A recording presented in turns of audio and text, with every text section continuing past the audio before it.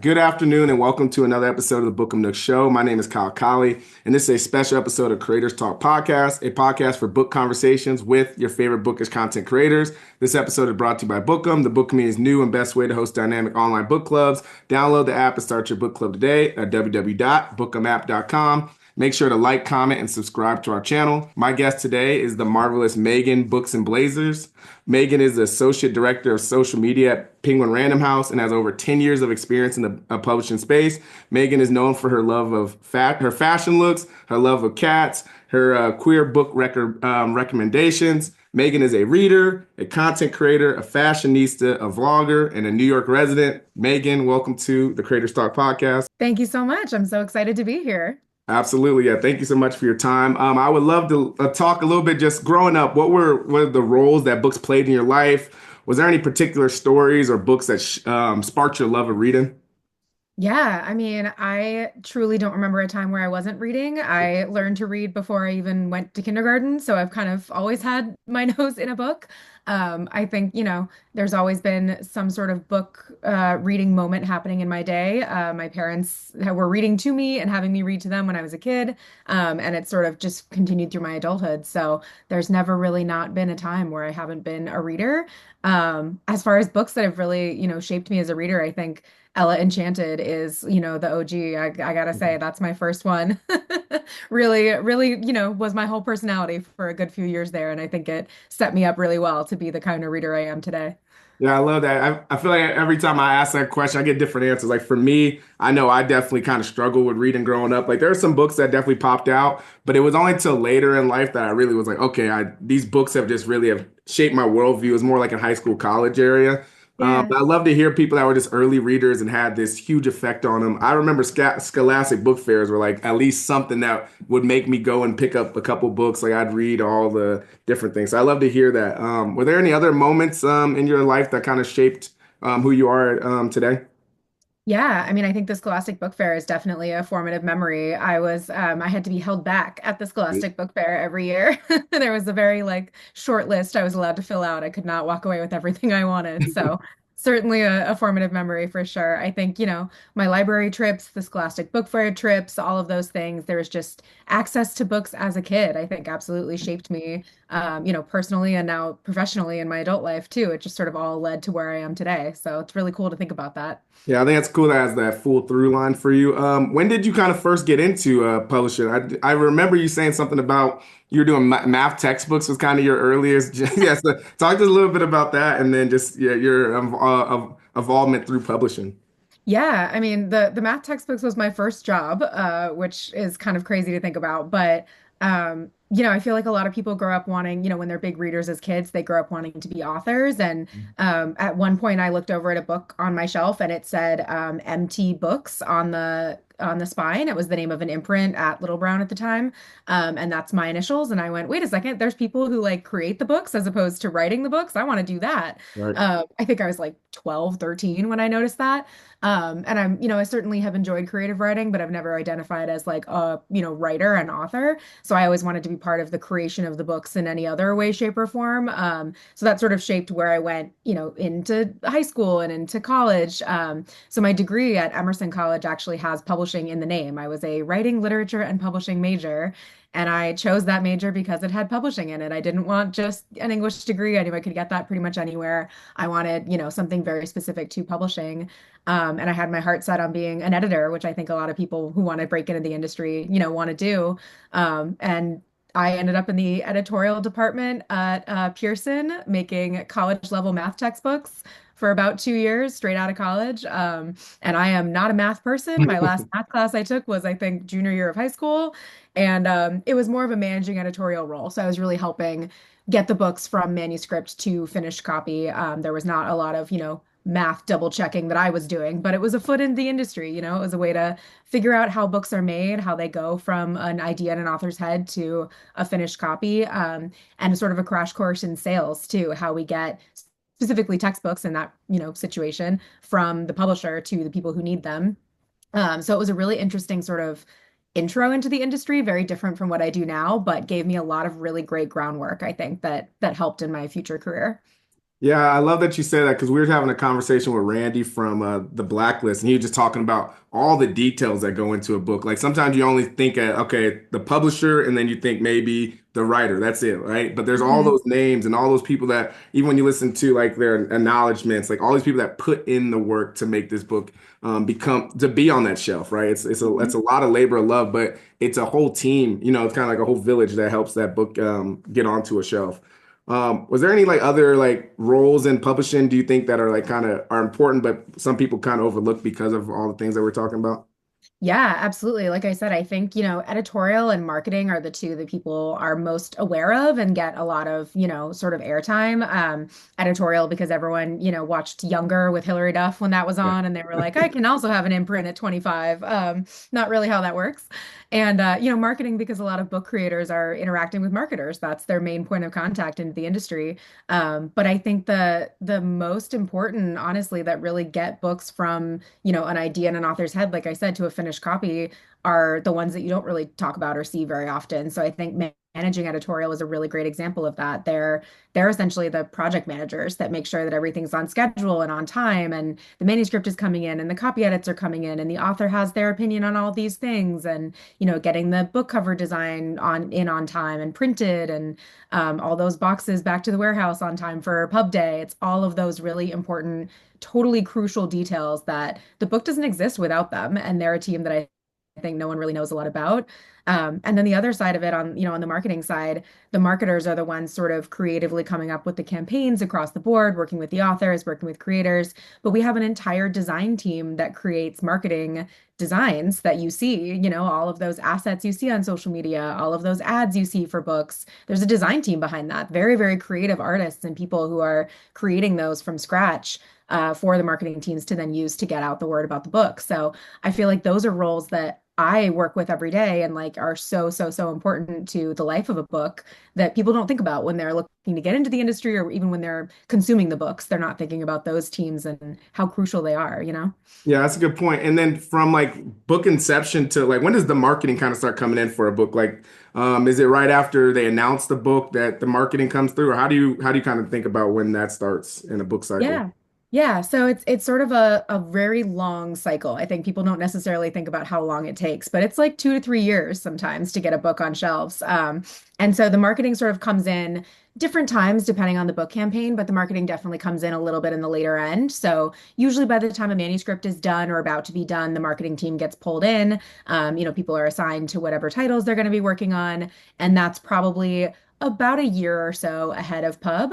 But before that, the editor has found the book, the editor has acquired the book, the editor has edited the book. A lot of stuff has gone on behind the scenes to even get to when the marketing team is assigned, and then things sort of kick off from there on the marketing side. So yeah, usually about a year to 9 months, we do sort of large group-wide conversations via, all of the imprints between editorial and marketing and publicity, where editorial just sort of talks about what books they have coming up, pitches them all to the whole marketing team essentially, and then sort of assignments come in from there. And then the marketing campaigns kick off starting about that time. Awesome. And this is more of a broader question, but for those trying to land a job in the industry, what's kind of like, or at least in your opinion, what's like the best path or what skills should they develop in order to position themselves well to be in the publishing? Yeah. I mean, I think this is such a hard question because there are so many different ways Exactly. into the industry. I mean, again, I came from math textbooks and now I run social media. Like there's no through line there. Right. I mean, I know so many people who have come from so many different kinds of backgrounds. I've worked with people with military backgrounds, with legal backgrounds, people who've come from teaching, people have come from all over the place. So I really feel like the specific skills or specific degree that people are looking to sort of check their boxes off, in order to break in doesn't really exist. You can come in from anywhere. I think the biggest part, that the biggest skill that I think is the number one thing people are looking for, and this is more of a thing you figure out as you get into the interview process, I think, but collaboration, honestly, like Oh yeah. teamwork, being able to work with a large team. I think, bookworms and publishing people in general have this reputation of being very solitary. We're all sitting there reading at our desks. It's like one person, but it's not. I mean, like I said, there's massive teams of people and they're all working together on this one, shared goal. And so being able to, show in your resume and your cover letter and in your interview that you have experience working with large teams, that you are a very collaborative and creative person is applicable across any position across the industry. But there's really no one-to-one, degree or skill set or anything.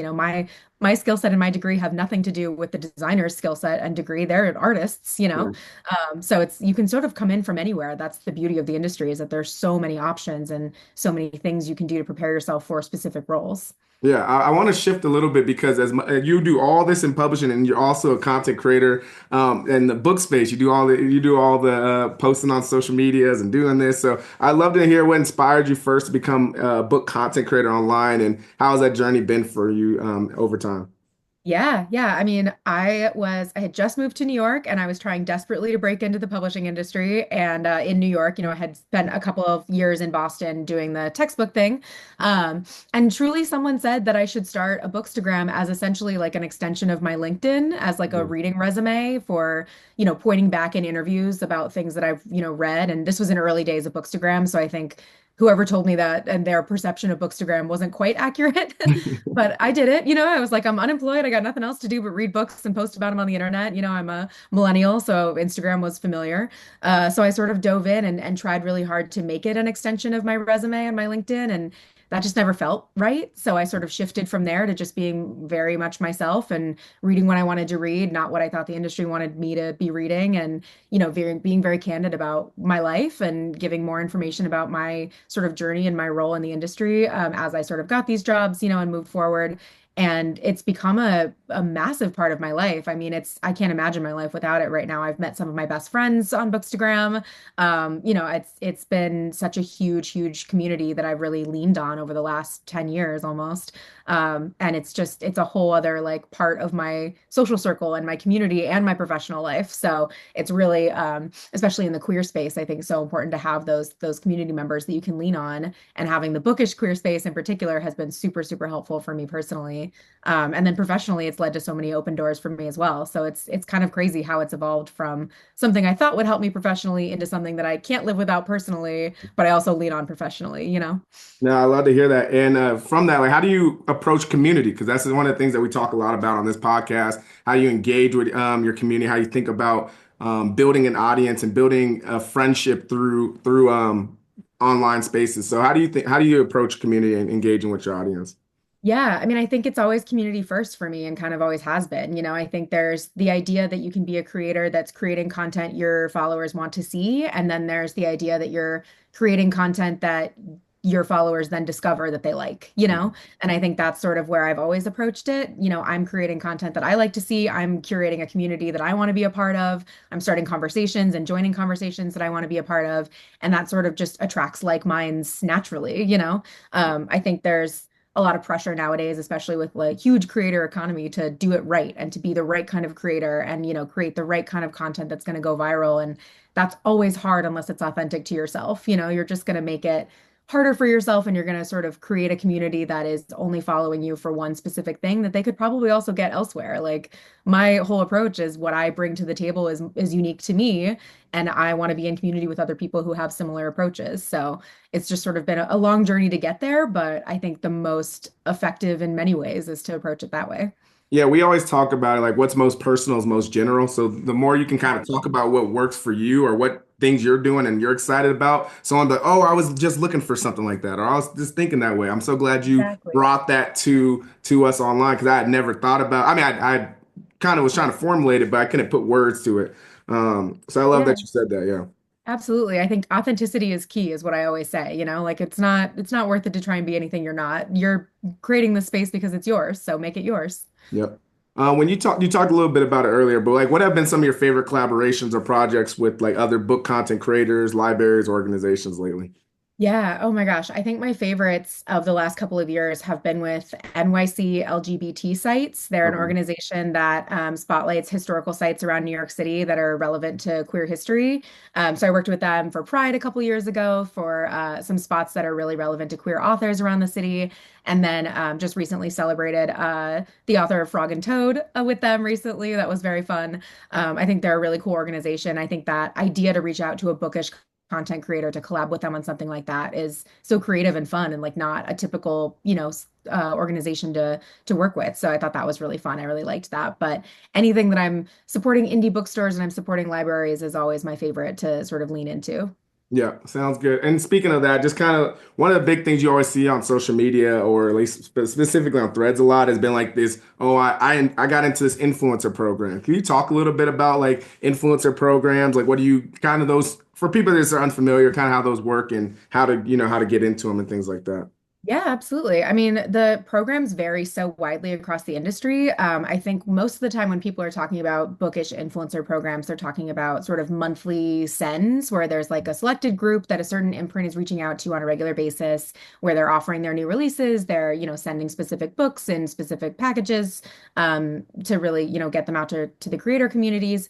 I think there's also the sort of one-off campaigns where people are reached out to and they work on one title with one marketer one time. There's always those as well.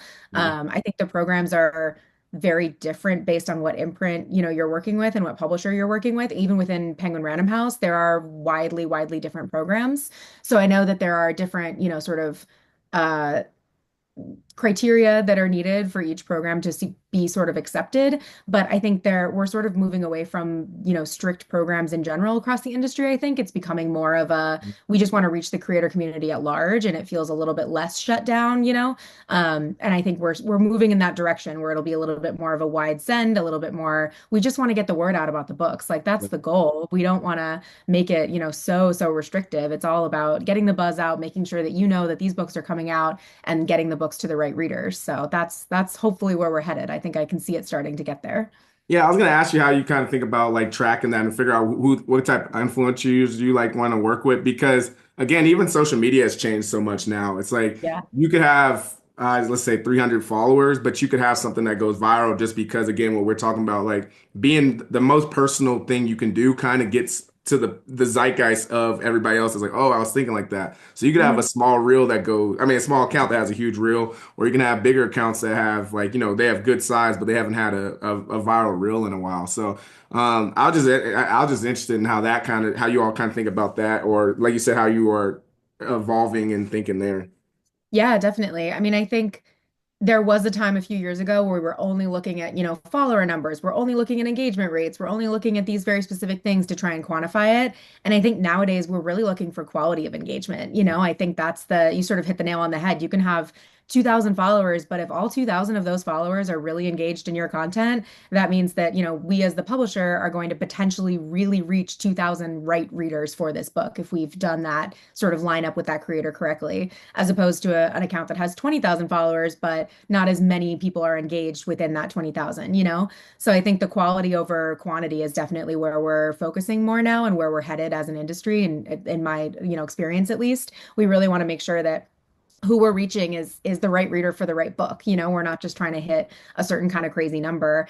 And virality, it comes and goes so quickly nowadays. Like you said, you can have one random video go off and then nothing else. And you can have consistently a bunch of videos go viral, but like how much are you actually reaching those people who are viewing that video, So I think the quality of the engagement is really what people are looking for now. And the specific readers that we're reaching out to who are creators who have those also specific readers in their follower group is what's the most important. Yeah. Again, to make sure we're getting the right book to the right readers.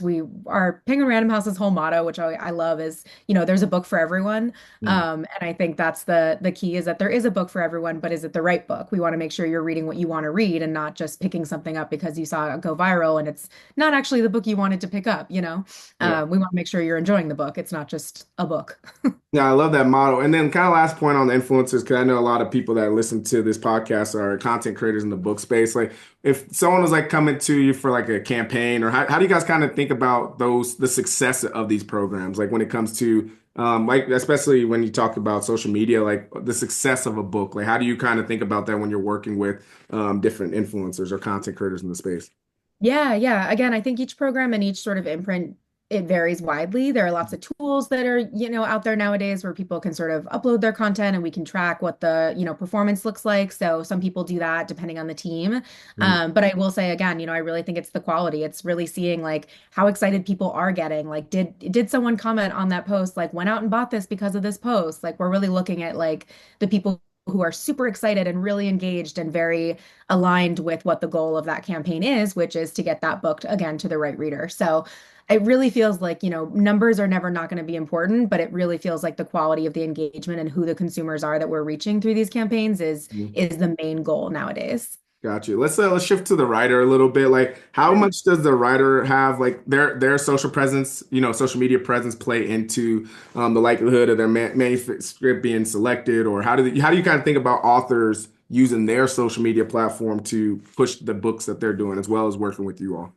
hmm Yeah, I mean, I think an author social presence is always very nice to have, like we're never going to be upset about the fact that you have 20,000 followers as an author, but it's certainly not a make or break situation. If an author doesn't necessarily have a huge following or even any social media presence, that's not going to make an editor not acquire the book if they really believe in the book. It has to be sort of an established, we're already excited about this book. It's not gonna break the deal in half. I think the interesting thing is when there are books that are sort of the result of a viral, TikTok or something like Okay. that, where we have an author who already has a wildly successful series that is then picked up by a traditional publisher. That's the only instance where I feel like it really aggressively matters, but that's not always the case then either, because, just because that one series did really well doesn't necessarily mean the next one will. It's not a guarantee of anything. I think it's just nice to have, and it's certainly a lever the marketing team wants to, pull with the author, but it's not something that's gonna like if you don't have a presence on social or you aren't totally viral on TikTok,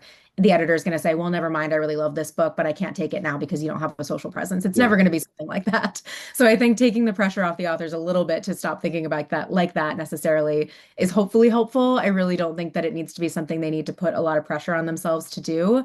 Again, authenticity is key. It's like, if you're sharing your writer journey in your books, and you're being as authentic and as, open and honest as you would like to be online, your readers will find you and so will the publishing deals. Yeah, that's a good point. And then just like for authors, that's like, okay, even though I don't have a social presence, I do want to. Like speaking from how you think about social media, like what advice would you say for authors looking to find their readers on social platforms?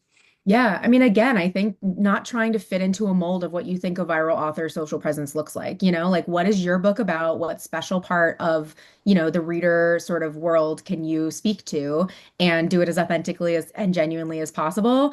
And they'll come to you. Again, you're looking for the right readers. You're not just looking for any old reader because any old reader isn't necessarily going to be that long-term relationship where they buy every book you ever publish. You want to make sure you're reaching the people who are actually interested in what you're creating and actually want to continue to follow your career and enjoy your books.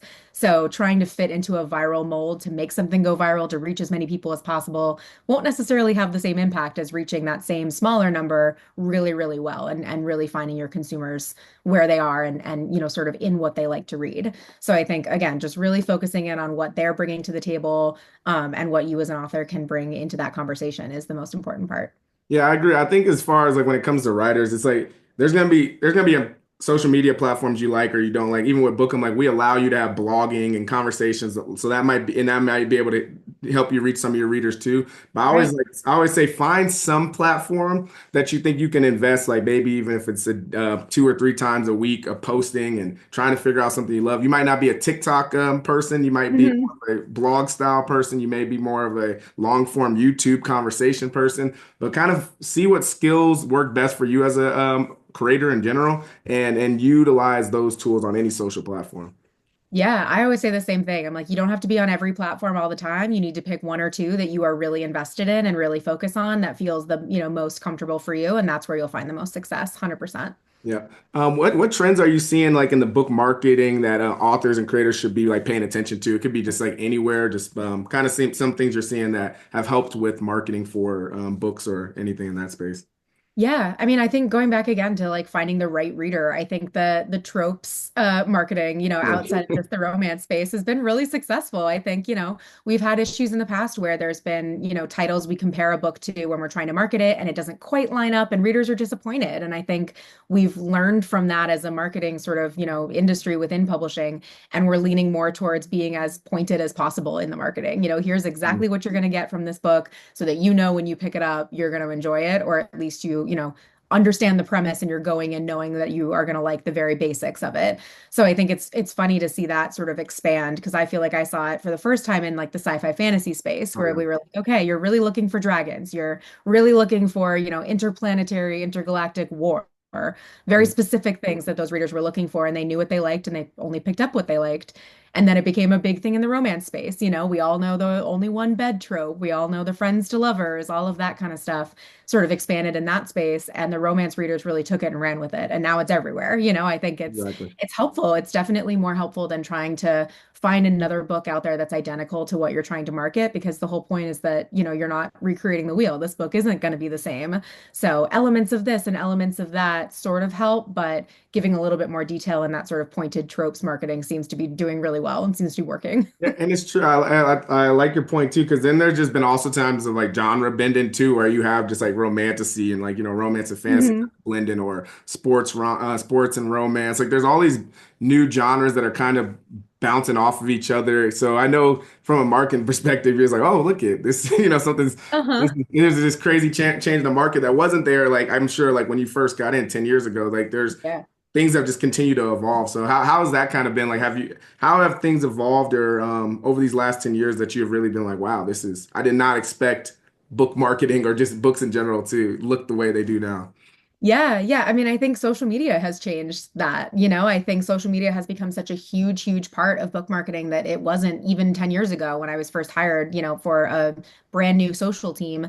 We were looking at it as a part of the marketing campaign, but especially, pandemic really accelerated that. So it's become a huge, huge part of every marketing campaign nowadays. And I think that the lovely part of that is that it's brought the marketing teams closer to readers. So we're able to actually see what readers like and how they like to talk about things and what they like to talk about within the book space. And that's helped us create things that will, speak directly to them. Like I said, here's the tropes that you're looking for because we heard you like friends to lovers. Here's the next, Sarah Adams romance where it's only friends to lovers and nothing else. We can sort of join those conversations where they're already existing on social in a way that didn't exist, in prior to Bookstagram and Book Talk. And even in the early days of Bookstagram and Book Talk, it was very much creators were talking to each other in sort of a book club space. And then once marketing sort of, got a little bit of a hook in there, we were able to see a little bit more of what those conversations look like and join in where we could. And that also helped dictate what the marketing looked like because we're,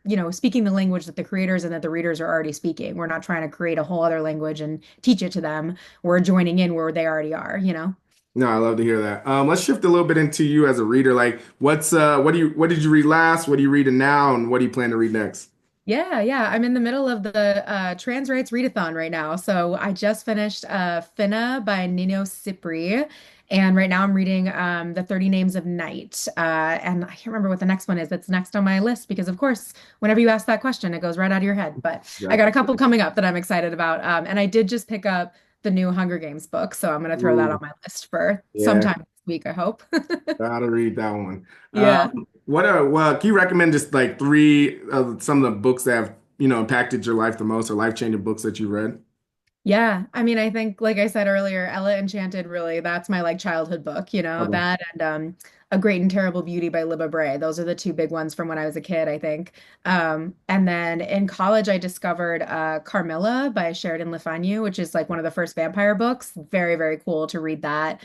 And then more recently, I feel like, I kind of think of my reading eras, so that was sort of childhood, college, more recently in my like sort of adult professional life, Cantoris by Caro de Robertis is amazing and life-changing and very much defined, I think, this relatively current era of my reading. Gotcha. What makes for a great story for you? Like, what do you look for in a great story?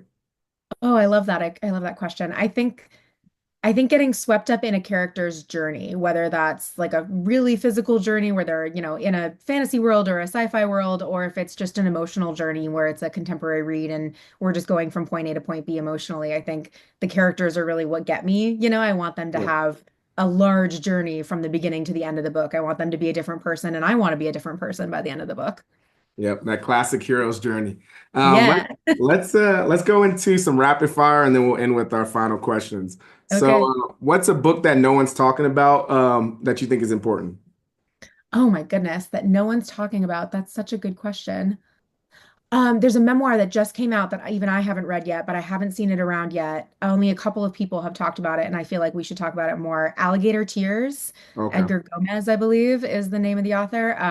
I've heard so many amazing things about it, and it's on my list too. And I feel like I haven't seen a ton of people talking about it, but the few people I have seen talking about it are really, really, I trust them and they're really into it. So, To hear it. We'll make sure to put all these down in the recommendations at the end. What's an important TV show, movie, or documentary that no one's talking about that you also think is important? ooh, I can't say that we don't talk about it, but I don't think we talk about it enough. The Immortal Life of Henrietta Lacks, Oh I yeah. think, Okay. needs to be a thing that comes up every 6 months. It needs to be in that cyclical conversation. And I just went into a deep dive for the first time since I read the book initially years ago, recently, and I just feel like it's a story that we shouldn't ever stop talking about, I think. I mean, yeah, you're like the first person to say that, but yeah, that book's very, very important. Yeah. Let's say, can you share a book you've read lately that has like, changed your worldview or just like opened up your mind a little bit? Mm. Mutual Aid by Dean Spade, definitely. I think it's a must read for, just the political climate that we're in right now. And I think it's a hopeful and productive read. I think it gives you a little bit of hope of how community can help sort of save us. Awesome. Who's an author you engage with later in your life that you were surprised you got to so late? Ooh, hmm. I feel like, I talk about Frankenstein all the time on my channel. It's one of my favorite books, but I definitely did not appreciate it when it was first, sort of assigned to me. I think I read it the first time, probably middle school, high school, and was like, I get it, but I don't really get it. And the more I've dug into it in my adult life, and it's one of those books that you can come back to 5 years later and see something entirely different in it. So I think I'll have to say Frankenstein. That's funny. A lot of people say Frankenstein. It's definitely gonna be a Renaissance book this year. I think it's kind of like, the same way how Huckleberry Finn and all that became big through James. I think a lot of people are gonna be talking about Frankenstein this year. So Yeah. Oh, I love to hear that. yeah. Last one on the rapid fire. What's a book you recommend we should read this weekend? Ooh, this weekend. I think it's got to be the Hunger Games book. It's got to be Sunrise on the Reaping. Come on. Miss Come on Suzanne there. Collins. We Yeah. got to give her her due. We got to read everything she publishes because she does not publish unless she has something to say, you know? Yeah, I love to hear it, and especially perfect timing. Okay, this is how we like to end it. You can answer these questions however you want, but they're a two-sided question. What would you like to see more of in the book world? Mm. I feel like I'd like to see uh more authors engaging in spaces in a way that's, more authentic. I think, like we said, not diving in where there are readers where they don't need to be, but presenting themselves a little bit more humanly. I think we're very aware nowadays of the haves and the have-nots, and the authors are definitely more aligned with, readers than I think readers think they are. So I would love to see authors be a little bit more readerly, on some of their channels. I want to see more of who they are as bookworms as opposed to who they are just as authors. I want that sort of overlap too. See? I love that. Yeah, I think there's so much to go into there, but I'll Yeah. keep it short. What would you like to see less of in the book world? I feel like some hot takes can stay in the group chat. I gotta say, I think we've sort of lost the plot on what's a group chat text and what's a public post sometimes. And I'm a big fan of conversations. Obviously, the community is there to have these conversations and to push the industry forward and to push, community forward. But sometimes that can just stay with the group chat. Have a group chat, have a text thread. Sometimes that's where the hot takes can live, and it's becoming a problem. Oh yeah, I agree. I don't need to see any more audiobook takes. Um, Exactly. any, anyways, thank you so much, Megan. Let us know if there's anything we should support or where we can find you online. Yeah, yeah. I'm Books and Blazers on Instagram and on TikTok. I'm expanding into other platforms, so keep an eye out. There'll be, I'm sure, more things that I share. And yeah, I hope everyone enjoys whatever you're reading next. And I hope it's a Penguin Random House book. I got to plug my Penguin Random House for the last couple seconds here. Absolutely. Thank you so much. We'll make sure to put all the books you mentioned down low, and it was a pleasure. Thank you again, Megan.